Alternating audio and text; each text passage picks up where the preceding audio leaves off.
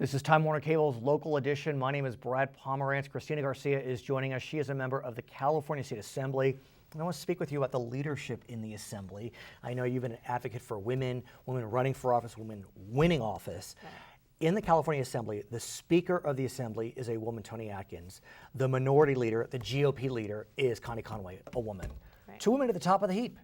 First time ever. First time ever for either house in the state.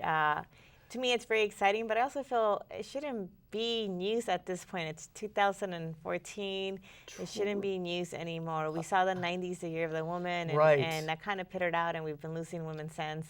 But I'm excited. I mean, it does speak to the ability that we can do it, and now I'm trying to combat the fact that it could be a woman after that, too. Why can't we have back-to-back women? So what do you make of the tone and tenor of the Assembly now there are two women at the top, if any change in tone or tenure?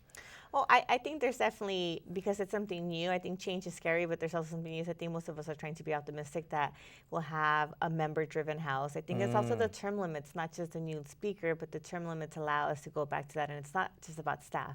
I was just reminded about staff who was frustrated with me on a committee trying to get me off of the committee, and I was like, it's the staff, they're not the chairman, so I don't know why they're complaining. Like, it's a member, I got voted in. Let's talk about term limits, because there's no doubt that we have seen term limit reform, so one can stay like yourself for 12 years in one house, but term limits cause a lot of pressure for elected officials who wanted to stay in elective office, having to run for different offices, having to kind of bounce around and raise a lot of money. Case in point was Leland Yee, who had run for the state Senate, then he ran for San Francisco mayor and lost, and he was running for Secretary of State, and he has been indicted. And a lot of what we hear in the affidavit is that he felt so much pressure to raise money. I'm not excusing his behavior, but there is a tremendous financial pressure. You know, to win a seat in the California legislature can cost $1 million. Yeah. I think it's twofold. I mean, if you are engaged with your community, you have a base. Money's still important, but it matters a little bit less. I think you have a little bit more of a balance. But I think term limits, when they were so short, were bad because we couldn't see policy through anyways. Right. And so you couldn't focus on the policy and doing what's right and creating a legacy. But ultimately, it shouldn't constantly be about what's my next job. I mean, you shouldn't get into politics to say I need to keep this job. But then again, I mean, you are a human, and you might have a family, and you need to literally have a job to put food on the table, and there are no pensions in the legislature. Running for office, you're a public servant, and it's not a job. But yeah, we shouldn't be martyrs. We should get paid for it. We are sacrificing a big chunk of our life, here in our earning capability, and yeah, having to feel like you need to hurry up and find another spot puts you there. But that's part of the issue at the end of the day, where I feel like bad behavior starts to fall into this thing, because you're still obsessed with keeping the job. But it's not just about raising money, but it ties into, are we selling our votes now for a donation?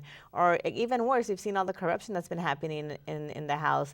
And I do think it's the minority, but I think the environment we're under, it has to just not just be about, oh, money is so important, but do you have something to do after this? Like, I will, that's important too. But it begs the question, because there are a lot of proposals floating around, specifically the state Senate, where 3 members have been expelled, be that as it may. The measures that are floating around would put bans on fundraising during certain time periods, towards the end of the legislature. I mean, what is that going to do? It's going to make fundraising even more stressful, because you have less time to raise the money you need to raise to win.